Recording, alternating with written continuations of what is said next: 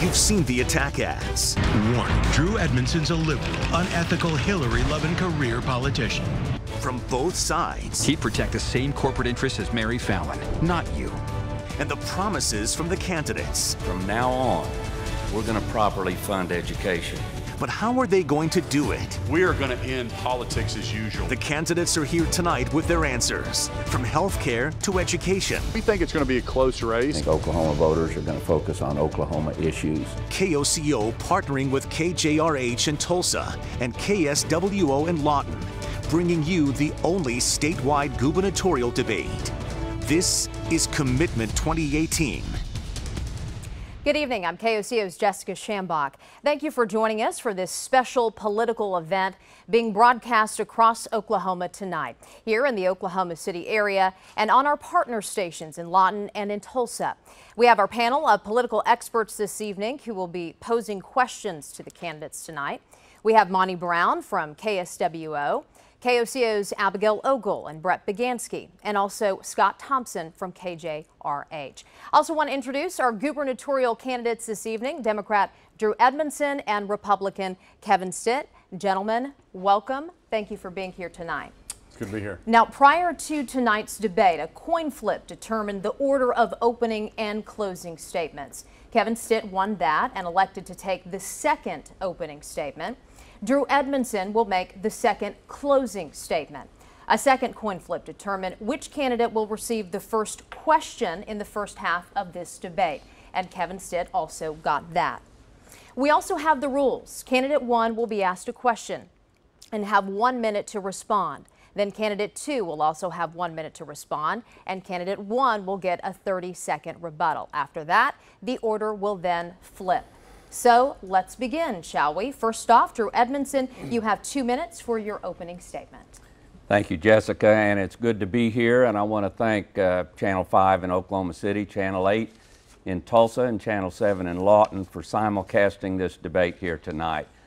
It's going to be an opportunity for us to kind of get aside from the clutter that's on TV with all of the negative ads and actually get into the substance of why this governor's race is important. We're going to talk about education. We're going to talk about why we rank down at the bottom in terms of per capita expenditures on our students. We're going to talk about health care and why national statistics now say that Oklahoma's life expectancy has been downgraded because of our health outcomes in this state. We're going to talk about overcrowded prisons, and we're going to talk about mental health and how we can approach the real problem of reducing prison population by taking care of the drug, alcohol, and mental health needs of our citizens. And I hope we also get to talk about the medical problems and Medicaid expansion and how we can provide a basic level of medical care for our population. All of these are important issues, and all of them are kind of crowded out by the noise in the negative ads. So we may get to talk about those a little bit too. So I'm looking forward to the conversation. Again, I thank the stations for making this time available to us, and I'm looking forward to the questions coming up. Mr. Edmondson, thank you. Mr. Stitt, you have 2 minutes. Thank you so much for joining us tonight. You know, I want to start and thank my wife, Sarah. She's a great mother and partner. You know, we built Gateway together. It's a homegrown success story. We now employ 1,200 people. We have offices in 41 states. I couldn't do it without my wife, Sarah. You know, I also want to take a chance to thank my children as well. We've got 6 kids from 18 down to 4. And here's my chance to embarrass them. I love you guys. Now get ready for bed. You know, the truth is my kids are a big reason that I'm running for governor. I didn't know anything about politics, didn't know any politicians, but I got so tired of seeing my state, the state that I love, struggle, being at the top of all the lists we shouldn't be, like incarceration rates, and being at the bottom of all the lists we shouldn't be, like job growth and education. And I just don't think that you know, I've watched my state struggle also from crisis to crisis, $1 billion budget deficit, 4-day school weeks, scandal after scandal. But just it seemed like the career politicians, their only answer was new taxes on you and your family. I think we can change that. With the right leadership, Oklahoma can be a top 10 state. You know, as your next governor, I'm going to put us on a path to be top 10. Top 10 in job growth, top 10 in education, top 10 in infrastructure, healthcare, and government efficiencies. I just don't think that the career politicians who got us in this mess will do anything different and can't get us out of it. My opponent has been in state government for 44 years. He just can't deliver the change that we need.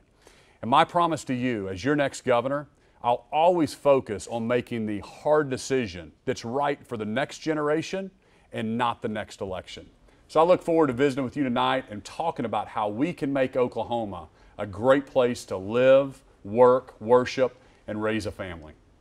Mr. Stitt, thank you. Those were the opening statements. Let's get to the questions now. And for the candidates and also for our viewers across Oklahoma, our panelists have grouped their questions into categories. We have those categories for you: education, health, marijuana, economy, criminal justice, and politics, as well as those attack ads. Now, question one comes from KOCO anchor Abigail Ogle, and we will start with education. Abby. Good evening. Want to go back to April, the statewide teacher walkout making national headlines where teachers vowed to remember in November. Mr. Stitt, you opposed the bill that ended the walkout. Mr. Edmondson, you supported it, but you both acknowledged that Oklahoma needs to do more to fund education, not just the teacher pay raise, but education needs in general. Now is really your chance to convince anyone who's concerned about education to vote for you. What would you say to teachers, students, and parents? You know, education is going to be the top in my administration. In a state administration, we're going to be focused on being top 10 in education. So I think we have to pay teachers what market is. You know, it's a business principle. You have to pay teachers what they do in the states around us: Texas, Kansas, Arkansas, Colorado. So I want all the teachers to know that my focus is in my education plan to get them to #1 in the region. It's a small lift. The legislature actually got them to #2 in the region in teacher pay. I think that's going to go a long way to show our teachers in that profession that they're respected and they're appreciated. And then I want to focus on really the outcomes. We've got to focus on getting our kids ready for the workforce. And that's why I'm running for governor, folks. We have to look at not only Common Ed, but also career techs and higher ed, get those folks working together, because the jobs of tomorrow are different than the jobs of yesterday. And I want to get our kids ready for that workforce. Mr. Edmondson, what do you have to say to educators and parents? Well, when the teachers announced that if the legislature didn't meet their goal of funding education by April 1, that they would walk on the Capitol, I announced that if they walked, I would walk with them, and I did. And I'm proud that I stood with the teachers when they were talking to the legislatures about the needs of state government. The legislature stepped up. They passed a $400 million plus revenue package and a $6,000 pay raise for teachers, which is a great start. But if they thought this was just about teacher pay, they weren't listening to what the teachers say. In a 7-state region that we are in here in Oklahoma, we rank 7th in per capita expenditures on our students. And after the teacher pay raise, we still rank 7th in per capita expenditures on our students. We have to do better. It's going to take more. Would you like a rebuttal? You know, the thing that I like to remind Oklahomans is, you know, we had a teacher walkout in 1968, 1979, and also in 1990. Those were all Democratic-controlled years. I'm proud of the Republican legislature who actually got our teachers the pay raise that they need. But folks, we have to fund education, and look, there's 49 other states that give us great examples of how to do it. This is going to take an outsider, a fresh approach, a business approach to get the dollars that we need into our classrooms, and I'll do that as your next governor. Let's go now to Brett Bagansky. Talking about pay and money for the classroom, where specifically is that money going to come from in order to improve education in our state? Mr. Edmondson.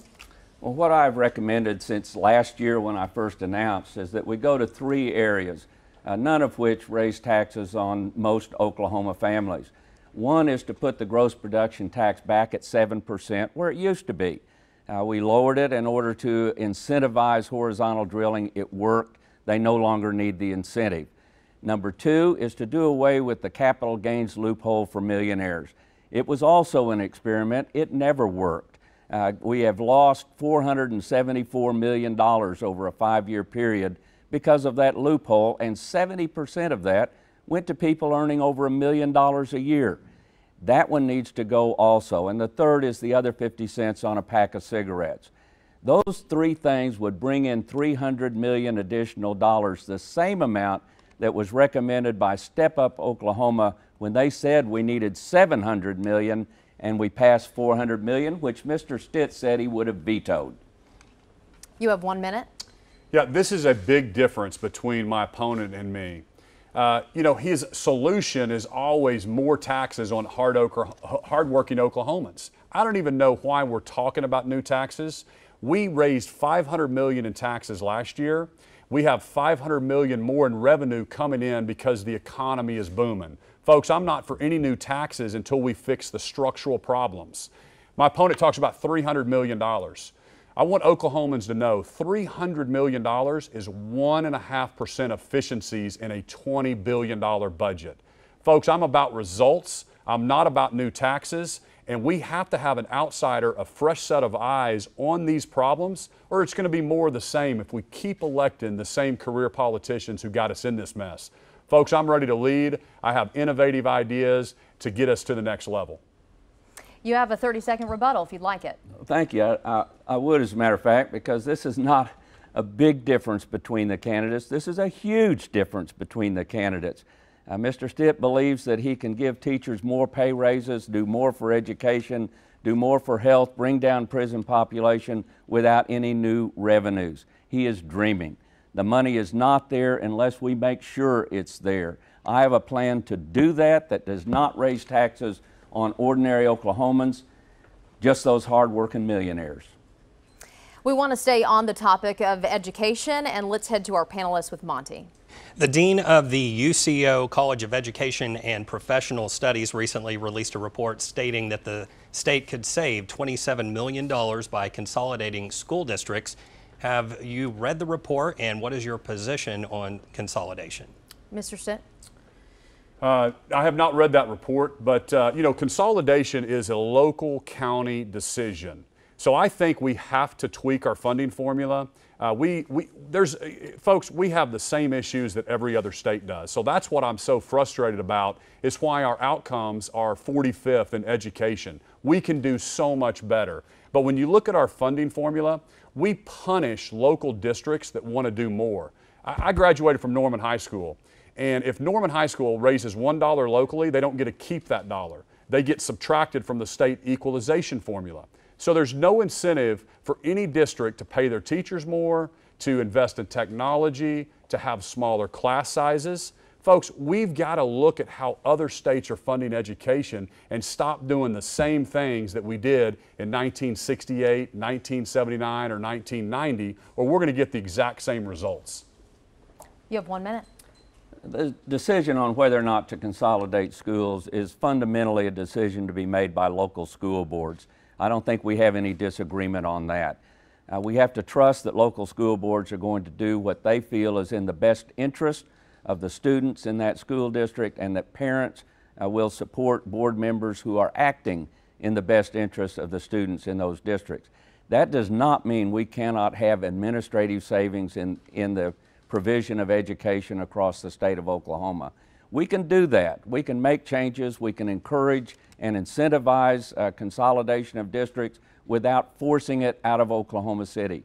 I'm prepared to do that. We can take messages to local school boards on how they can save money, how they can save administrative costs, and we need to be about the business of doing that. Mr. Stitt?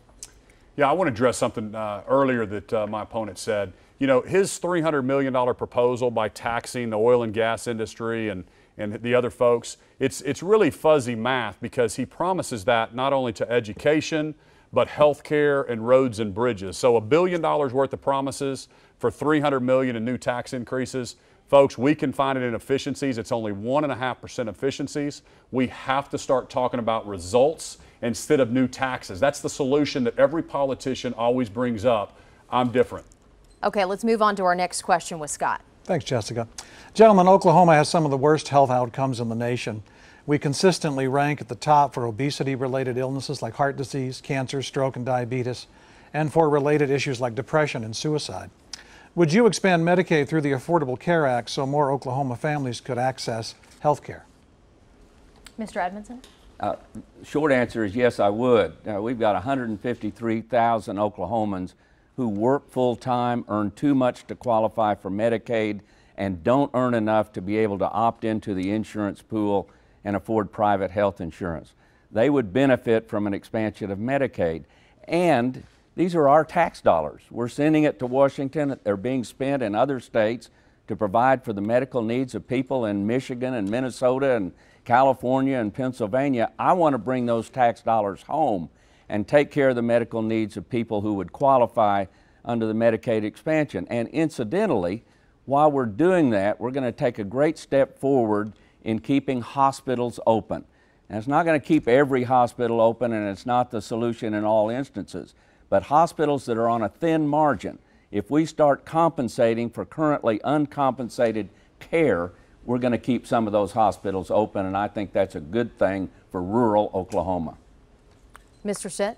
You know, as I've traveled to all 77 counties meeting with our great Oklahomans, that's a huge concern, is our rural hospitals. How are we getting those dollars to our rural hospitals, to our nursing homes? This is a state agency called Medicaid. It's the Healthcare Authority Board that runs Medicaid. It is a $5.5 billion agency. Folks, it's grown from $3 billion to $5.5 billion. Nobody is accountable. So one of the main things we have to do is make sure those dollars are getting into our rural hospitals and into our nursing homes. So Medicaid expansion is just a Band-Aid on these problems. I believe in a trampoline and a system that helps people get off a system and not a hammock. We can't create a system that keeps people on a system and dependency. We need to get them back into the workforce, back into working and into jobs. Would you like a response? Well, yes. I'm very curious on what that trampoline is going to look like, because we haven't heard yet. And if we're going to be funding trampolines, that's a bit of an extravagant expense for state government, and I think that's one of the places we can cut waste. I believe people need help, hospitals need help, and expanding Medicaid is a good step forward in accomplishing that. Okay, let's stay on the topic of health care with Abby now.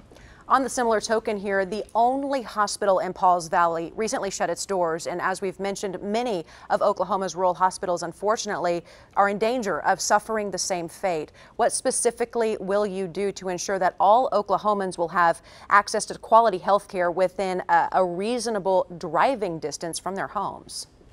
Mr. Stitt? Yeah, you know, we have got to, this is a national problem. There's healthcare systems, rural hospitals all over the nation that are struggling.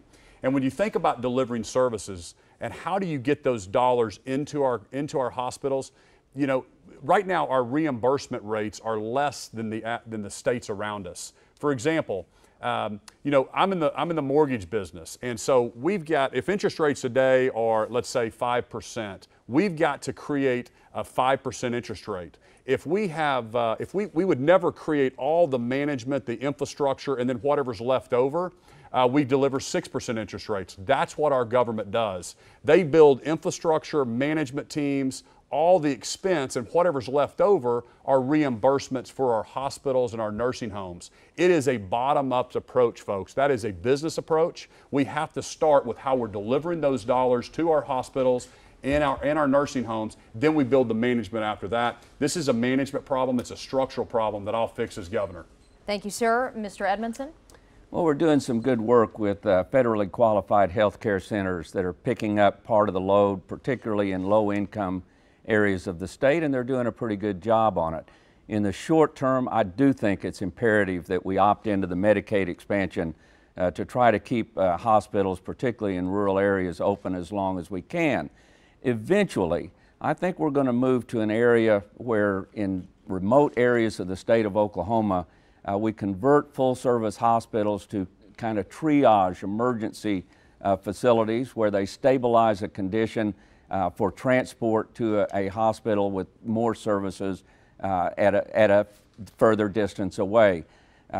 It's probably going to be impossible in the long run to have full-service hospitals in every small town in Oklahoma, but there are creative solutions that I'm prepared to work on to make sure our citizens have the health care needs met. You have 30 seconds if you'd like. Sure. You know, I talked to the CEO of the Pauls Valley Hospital, and he said very plainly, the Medicaid expansion would not have saved our hospital. This was a management problem, folks. You know, the real solutions, it's a Band-Aid to take more federal dollars that have the mandates and the handcuffs on it. We need to look at more doctors to our rural communities. We need to look at maybe doctor-owned hospitals, letting them buy in. We've got to look at other revenue sources for our rural hospitals and really strategically place them throughout the state, make sure that we have the access for every single Oklahoman. We have several topics we want to cover this evening. So our next one, marijuana in Oklahoma, and we'll begin with Brett Bagansky. Both of you are on record supporting medical marijuana in Oklahoma. However, Mr. Stitt, you did not support State Question 788. Mr. Edmondson, you did. So how pleased with you with the new medical marijuana law, with the progress, I mean, and what more needs to be done with it? Mr. Edmondson? Well, the health department took a good start, but they were called up short by passing rules and regulations that a lot of people felt were frustrating the state question that passed with 57% of the vote, and the rules were subsequently withdrawn. The health department has now worked on new rules which would implement medical marijuana. At the same time, they refuse to call it a joint committee. They call it a bicameral committee of the House and Senate are working on potential legislation to also meet those needs. I'm looking forward to the results of the legislation and the final results of the health department rules as governor to make sure that the state question that passed is implemented properly and in a way that safeguards the health and safety of all Oklahomans. Mr. Stitt, how pleased are you with the progress of the new medical marijuana law, and what do you believe needs to be done? You know, as I've traveled the state, you know, people are okay with medical marijuana. If it's actually going to help a patient, I think everybody's fine with that. I've went and visited with pain management clinics to ask them if they would prescribe medical marijuana, and they said, yeah, in certain situations it helps people get off opioids. So that's already passed. We're not arguing that fact. It's going to help some people, but now we have to implement it. And so we have the legislature right now is working on that. We've got to think how we keep the safety, keep the public safe. Because we have businesses and we've got trucking companies that are moving products, and how do we keep our industries, how do they test for this, for medical marijuana? How do they have a safe work environment? So there's a lot of consequences, there's a lot of unintended consequences that are going on right now that we have to make sure that our businesses know how to do it, that we keep the public safe as people are using this substance. Your 30-second rebuttal? Well, we certainly hope that the health department in their new regulations have met those needs and that the legislature is prepared to step up. In the meantime, we have issues like safety in the workplace. We have issues like how is this going to be regulated in school properties. Those issues have yet to be addressed. I'm looking forward to the early efforts to do that, and if they haven't solved that problem by January, I'll be working on it as governor. Our next question comes from Abigail Ogle. On the same topic of marijuana, let's take it a step further. Supporters of this say it would bring in much needed tax revenue to the state. Do you support legalizing recreational marijuana use? Why or why not? You have 1 minute. Yeah, the short answer is no. There's too many unintended consequences by legalizing marijuana recreationally. It's still illegal federally, and I would not put our state through that. You can look at the consequences that are happening to Colorado. The homelessness has increased. You've got insurance costs have risen. Business insurance has risen. You know, that's not something we want to put our state through. So medical is fine. That's what passed. But recreational, until it's legal federally, I wouldn't want to put our state through that. Mr. Edmondson? Well, I would urge caution on recreational marijuana. We have an opportunity in Oklahoma to watch Colorado, Oregon, Washington, California, and other jurisdictions that have legalized recreational marijuana to just see if the downside outweighs the upside. We know what the upside is. Colorado's getting about $400 million in new revenue as a result of that. But there are problems. It's a cash economy because it is still illegal at the federal level. Banks can't do it. Credit cards can't be used. So it's a cash economy. If the day comes when an initiative petition goes on the ballot or the legislature moves to enact it, we will then have the ability to avoid the mistakes that have been made in other states and make sure we capitalize on the strong suit in states where they've done things properly. And I would urge wait and see and take advantage of that opportunity to study. Mr. Stitt, you have 30 seconds. You know, when you think about marijuana use, those are some treatment things that we need to do a better job in our state. The opioid use, the crisis that we have in some of our drug uses, we've got to invest in educational outcomes. We've got to invest and get our private sector and get our churches and getting different nonprofits on this issue. And I'll do that and lead that as governor to help with the overall drug use and problems in our state. Gentlemen, thank you both for staying on time in our first half hour. We have much more to get to. The gubernatorial debate between Drew Edmondson and Kevin Stitt continues in our next half hour. One of them will lead our state for the next 4 years. Coming up, we're going to talk about our state's economy and those attack ads. We'll be back.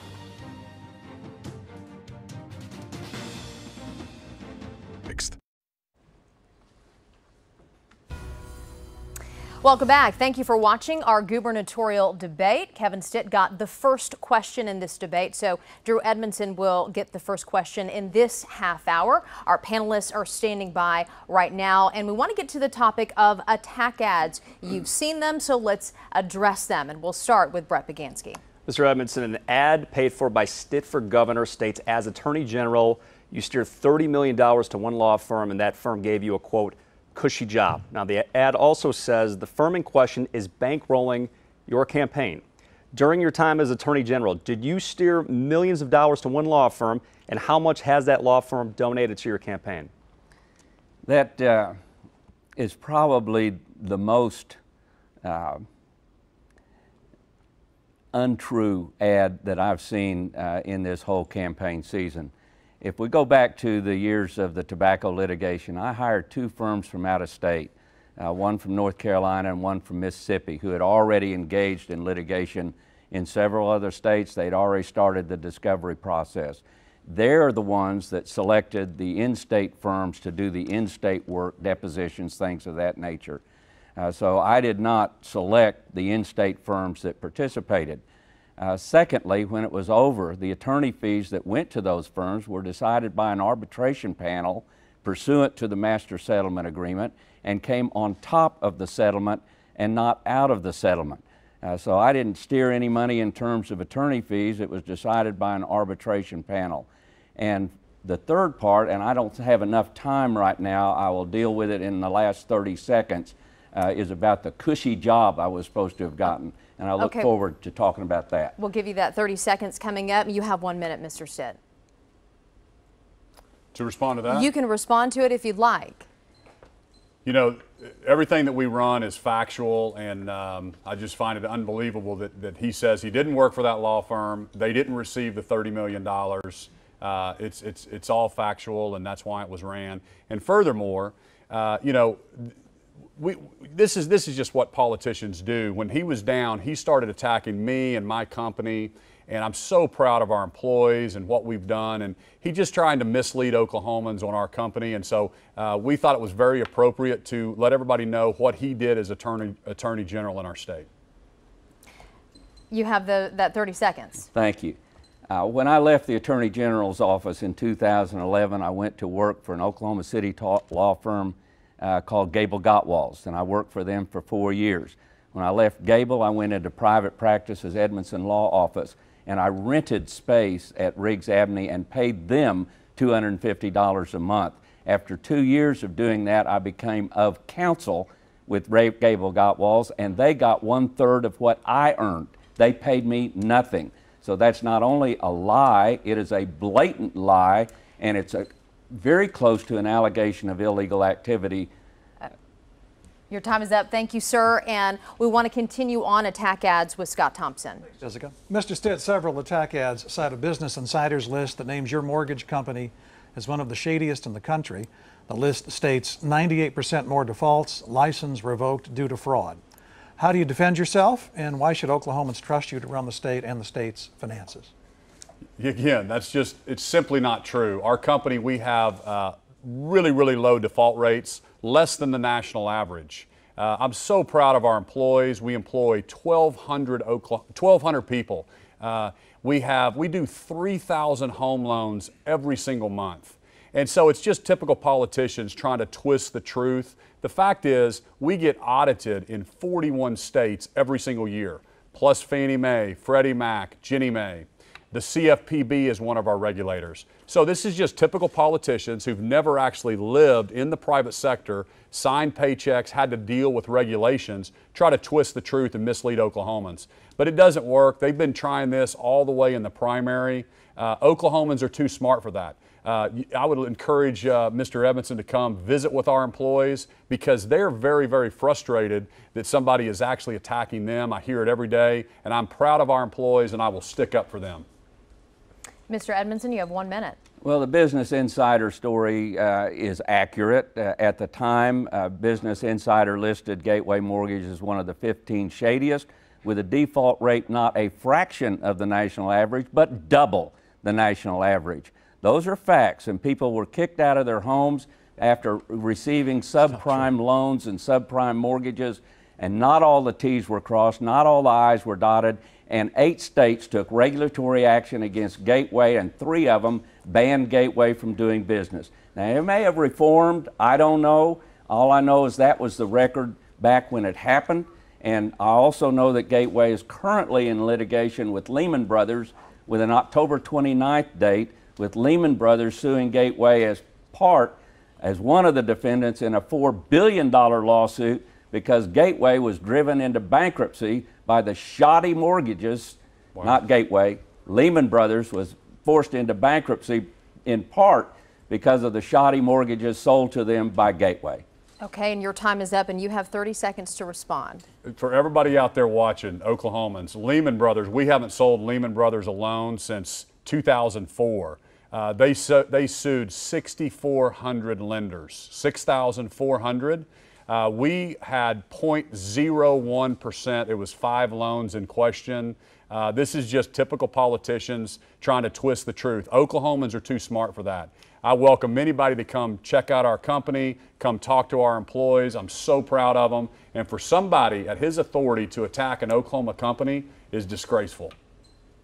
Gentlemen, thank you. Now let's switch topics. Top of mind for Oklahomans right now, of course, the economy, and we'll begin this discussion with Scott. Thanks, Jessica. Gentlemen, based on the results of a 2018 study, Oklahoma earned the distinction as one of the country's 5 most miserable states, meaning citizens themselves report feeling miserable. 16% of Oklahomans living at the poverty level, 20% of Oklahomans saying they struggle to afford food on a daily basis. What's the key to turning around those numbers, many more like them? And what 3 things could you do to make it happen as governor? Well, the long-term key is economic development and economic growth, and that means encouraging existing businesses to expand and inviting companies to move into the state of Oklahoma. The problem is they aren't going to move in or expand at the level we would like to see unless we start investing in our own people. Until the quality of our education improves, until the teacher shortage is reduced, until class sizes get smaller, until our colleges and universities are properly funded along with career tech, until we improve our health outcomes, until we start providing mental health, drug, and alcohol treatment facilities, until we start bringing down prison population, we're not going to have the kind of economic development we would like to see that is the key to long-term growth, and it's the key to job opportunities for people who are deprived at this time of the opportunity to earn a good living. Mr. Stitt?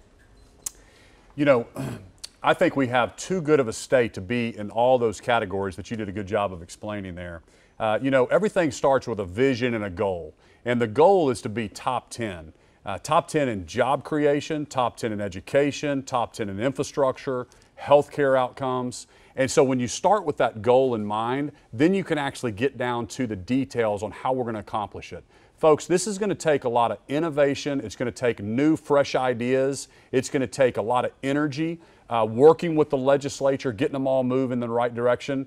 There's no easy answers here. But folks, we don't have any different issues in Oklahoma than they have in any other state. That's why I'm running for governor, because we are at the bottom and we can do so much better. It's going to take new leadership. It's going to take an outsider. It's going to take a business person. We've tried the career politicians, folks, and it's not working. We need a fresh approach and a fresh start.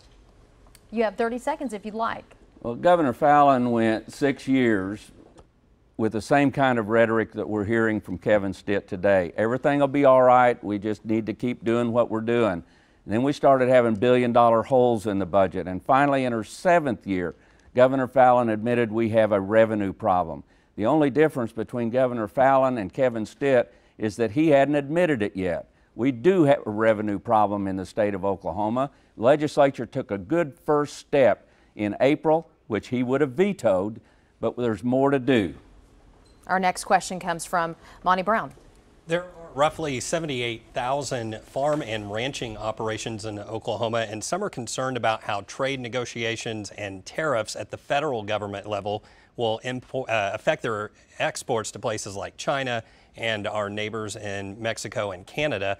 What will you do as governor to support Oklahoma's agriculture industry on this issue? Mr. Stitt?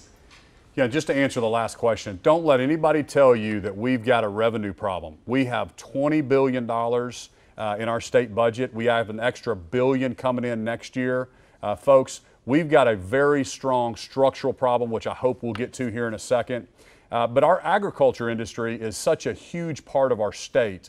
And as governor, we've got to make sure that they have right access to the different markets to ship the goods. We've got a huge asset in the port that we get a lot of. We have a lot of opportunity to ship goods that way.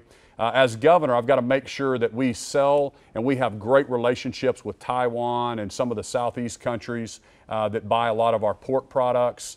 So I am all over the agricultural industry and want to make sure that they have everything that they need. I'll work with President Trump and his delegation. I support what he's doing with China to make sure we get fairer deals. He's a business guy. He is knowing how to get it done. And he also just passed a bill that is helping our agriculture community as well. Okay, sir, your time is up. Mr. Edmondson, you have 1 minute. Well, in terms of agriculture, I think it's important that the governor work with the Oklahoma congressional delegation, which is where the real work on tariffs is at the federal level. In terms of the economy, boy, I wish that $1 billion was true. Unfortunately, Denise Northrup, head of OMS, the Office of Management Enterprise Services, who is really responsible for preparing the budget, says it just isn't true. It was based on estimates back in August. Our economy was down in September, and the estimates went down, and it includes that estimate by the treasurer was based on a total amount of money coming in, which included sales tax revenue that had to be remitted back to cities. It included all of our income tax without accounting for the refunds. It's a bogus number. It's not going to be there. Denise Northrup says anybody who believes we're going to have a windfall in 2019 is just not being realistic.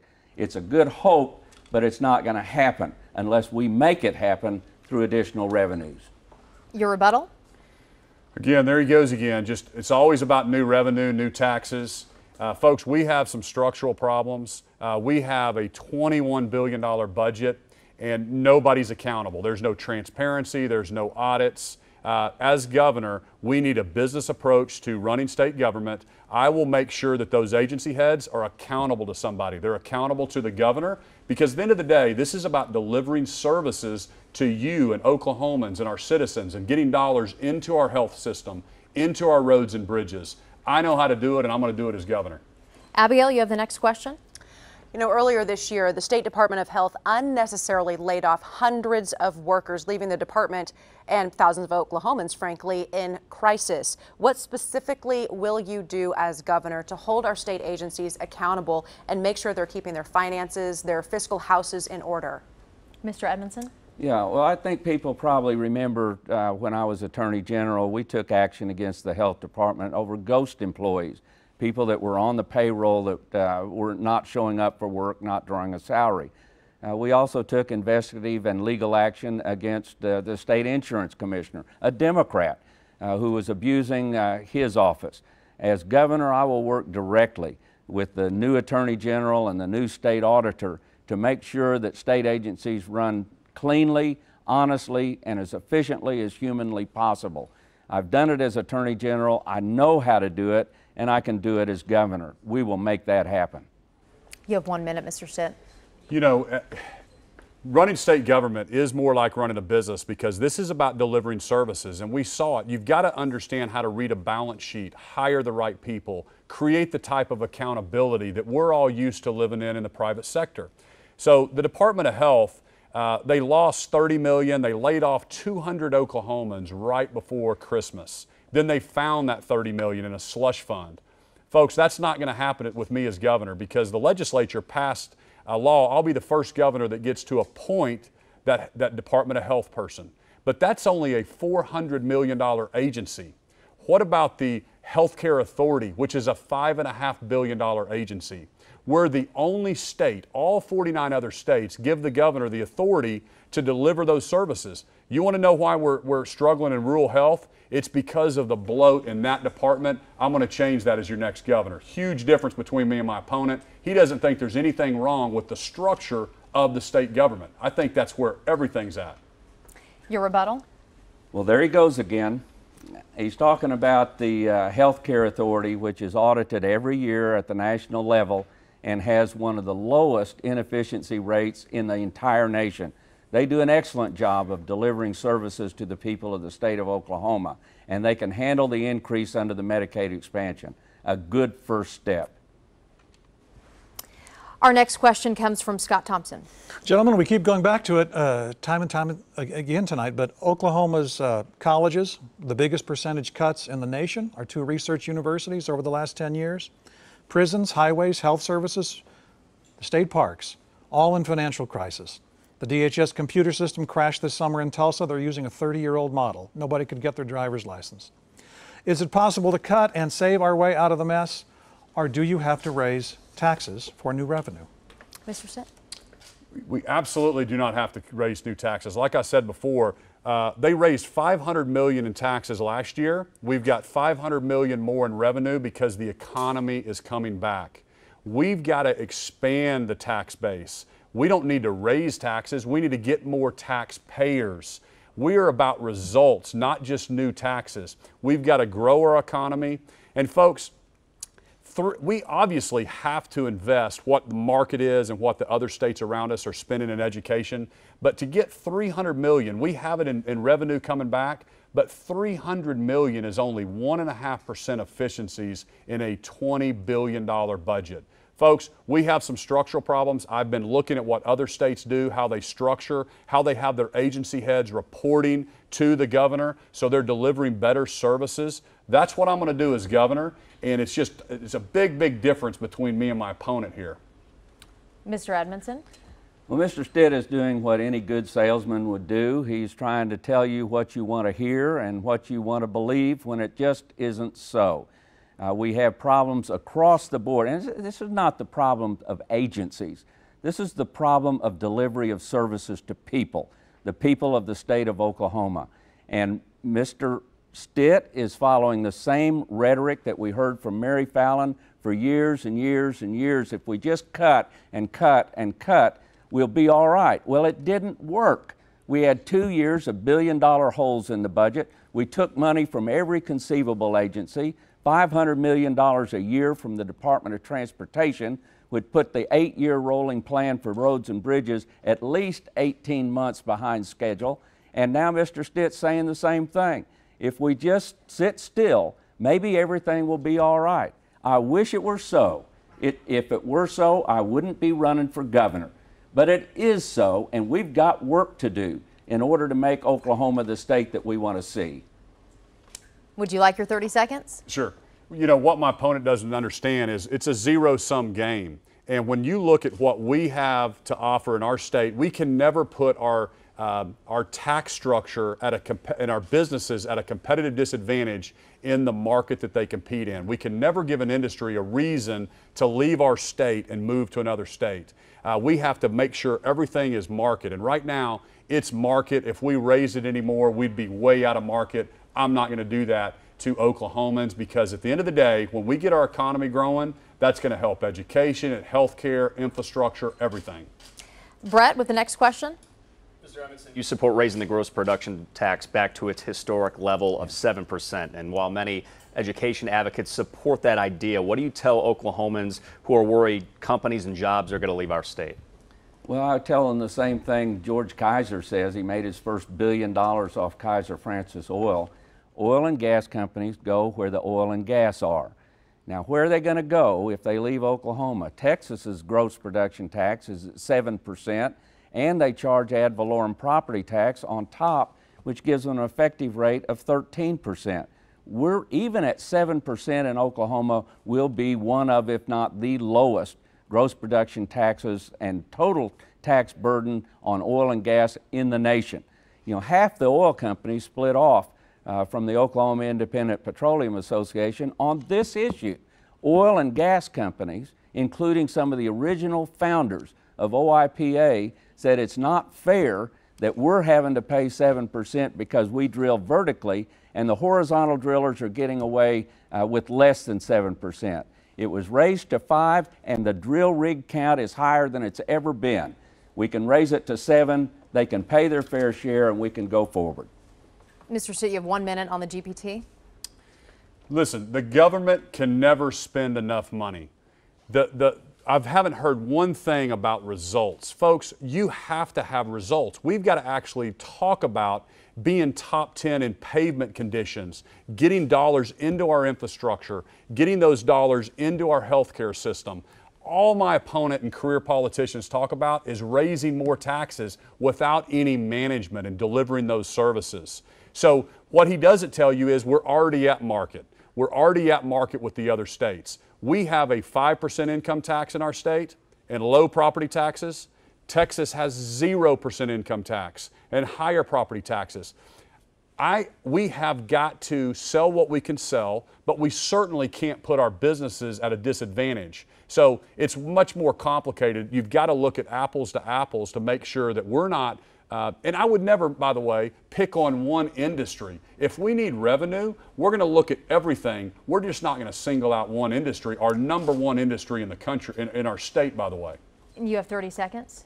Well, number one, we're not raising taxes on oil and gas. We're putting them back where they were. Gross production tax was reduced for oil and gas companies who drilled horizontally as an experiment to see if it worked. Well, it worked. It's now the way they do business. They're extracting billions of dollars from under the soil. It's time to take away that incentive as it's no longer necessary. It's time for them to pay what they used to pay here in the state of Oklahoma and what they continue to pay in every other state where they drill. We've talked a lot about the economy. Now we want to discuss criminal justice. And Abby, you're up first. Oklahoma has the highest incarceration rate in the entire country per capita. What, if anything, would you do to change that? Mr. Stitt? You know, this is something that's very, very alarming to me. We're number one in something that we should be number 50th at. You know, 49 states are doing that better than us. And we incarcerate people for these minor drug infractions for a lot longer than the other states around us. We've got to catch them earlier in the system, get them help, get them rehab, treat the addiction. The other thing is fines, fees, and court costs. It's totally gotten away from us in our state. So I've met with the district attorneys, and I'm going to be tough on crime, and I support our district attorneys, our first responders, our police officers. As governor, I'll be out in front demanding that we respect them. They have a really tough job. But we've got to look at alternative fundings for the district attorneys because 50% of their funding comes from fines, fees, and court costs. It's a self-dealing that other states don't have to worry about. And this is, again, a structural problem that we have. Folks, I want you to understand we don't have any different issues than any other state does. We've got poor leadership. We've got some structural problems. I'm telling you the truth. We have to fix that to move our state forward. And Mr. Edmondson, what would you do in relation to our highest incarceration rate in the country. What would you do to fix that? Well, in the first place, I voted for State Question 780 and 781, which made simple possession of drugs, not possession with intent or actual distribution, but simple possession, no longer prison eligible. They can still go to jail, but they're not going to be taking up prison space. I also support the Department of Mental Health Smart on Crime proposal, which would put drug, alcohol, and mental health treatment facilities to try to stop crimes from being committed, to treat the underlying causes of crime before the crimes are committed. Thirdly, I believe that those who are serving time now for offenses that are no longer a felony, those names I want from the Pardon and Parole Board. Send me those names. If the crime they committed is no longer a felony, we need to be getting them out. We need to do a lot of other things by people coming out of prison, things like driver's licenses, making sure they have a place to live, helping them overcome the fines and fees, maybe by forgiving 1/5 of them a year for 5 years if they stay out of trouble. Would you like a 30-second rebuttal? Sure. Yeah, my opponent was the Attorney General for 16 years and oversaw all this incarceration, heavy incarceration, expansion into private prisons. I don't know how we can expect any different results if we keep electing the same people. We need a fresh approach, a business approach, an outsider, and to actually move the needle on this. We've been told this stuff our whole lives as Oklahomans. Folks, that's why I'm running for governor. We've got to have an outsider on these problems or nothing's going to change. Gentlemen, thank you. We have now reached the end of the question and answer round, and now the candidates Do I get 30 seconds? each have 2 minutes. You're asking if you get 30 seconds. I believe no, because he just had his 30-second rebuttal. That's right. He had 1 minute, you had 1 minute, and he had his 30-second rebuttal. So let's get to the closing remarks. The candidates have 2 minutes each for their statements. Our general manager joined the two sides for a coin toss before the debate, and that determined the order of the closing statements. Drew Edmondson chose to go second, and we're going to start now with Kevin Stitt. You have 2 minutes. Yeah. Thank you so much for joining us tonight. You know, I want to specifically talk to the undecided voters tonight. You know, if you're tired like I am of coming in last place, or if you're tired of struggling and wondering why are our schools not up to par with the other states, and why our roads and bridges and our healthcare system are not up to par with the other states, that's why I'm running for governor, folks. I think we can do a lot better. I think with new leadership, we can be a top 10 state. You know, and that's why I'm fighting so hard to win this election. And, you know, day one in office, I'm going to do a couple things. Number one, I'm going to end the politics as usual and the good old boy system and the system that's always protecting one industry over another industry. I'm going to be focused on what's best for all 4 million Oklahomans. And number two, we're going to take advantage of what's happening nationally in the economy. You know, our economy is starting to boom. Job and unemployment is extremely low, but our state has not captured that growth like it should. We need a business person, a fresh approach in state government that knows how to talk to CEOs and knows how to recruit businesses. I'm that guy. And then number three, we're going to change the structure of how government is working. Folks, there's 120 different agencies. It's like driving a car with 120 different steering wheels. We've got no direction. We need a leader that tells us exactly how to go and how to deliver better services to our citizens. So I know you're frustrated, and I'm frustrated. But if you'll elect me as your next governor, we will change the structure of the government. We'll get our economy growing again, and we will be a top 10 state. So on November 6th, it's going to be such an important race, and I ask for your support and your vote on November 6th. Thank you, and God bless you. Mr. Edmondson, you have 2 minutes. Thank you. One of my friends and supporters is former Governor George Nye. He was a school teacher in McAllister as I was a school teacher in Muskogee. He served in the Oklahoma legislature as I served in the Oklahoma legislature. He was elected lieutenant governor and was our longest serving lieutenant governor as I was elected attorney general.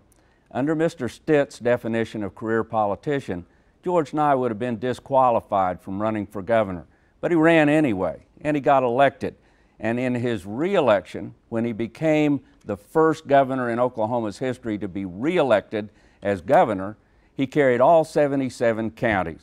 And I think that was the public speaking in very loud tones that a little experience is a good thing, and it can be a good thing for the state of Oklahoma. We did good things in the Attorney General's office. When we sued the tobacco industry, we didn't quit with the judgment. We formed the Oklahoma Tobacco Trust, and to date it has over $1 billion in it. It's spending tens of millions of dollars on cancer research, adult stem cell research, and other health issues, and none of that's tax money. All of that is savings from the payments from the tobacco industry. We created the Education Technology Trust that put smart boards in the hands of over 109,000 Oklahoma students. And that wasn't tax money. That was thinking outside the box and getting things done. That's what you can do if you've got a little experience and know how government works, and didn't discover last year that we've got a prison overcrowding population. I knew that going into this race. I knew we had a problem in education. I knew we had a problem in health care. And I knew those things because I read the paper and I voted and I took part in the politics and government of the state of Oklahoma. I have the on-the-job training necessary to start from day one building the state of Oklahoma as your next governor. I ask for your support, I welcome it, and I thank you.